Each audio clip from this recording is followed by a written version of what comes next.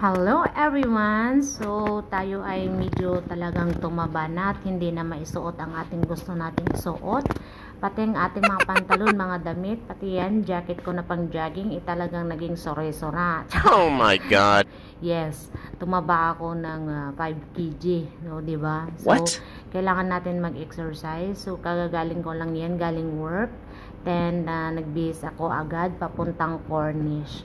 Bali yung Cornish dito guys sa Abu Dhabi, walking distance lang, as in malapit lang, kaya dyan ako talaga nagjo-jog and walk. So, yeah, for today, third day or fourth day na ngayon is ako lang mag-isa jogging, lumabas kasi yung kasama ko medyo not feeling well, kaya ako lang yung pumunta dyan at pursige na nag-walking at nag-jogging.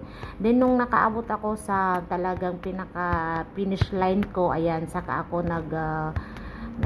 nag-workout konti habang nagpapahinga.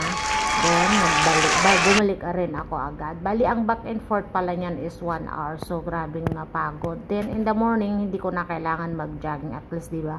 Kahit tama rin tayo in the morning na hindi na mag-exercise, okay na lang. Kasi, nag-exercise naman na tayo kagabi.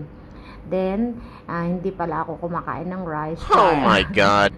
Try natin, challenge natin sa sarili natin. Kasi, habang tumatanda, wala na, umaano na yung ating katawan. So, tignan natin yung view guys ng Cornish. O, diba, mamula-mula yung ating pisngi kasi nga sobrang init. Kunting walking mo lang dyan guys, jog mo lang, talagang pawis na pawis ka na at mabubuhos ng iyong pawis. At pati mga damit mo yan na basang-basa yan. Lahat yan basa. So, What? ayan ang view ng ating Cornish. Diba? Ang ganda.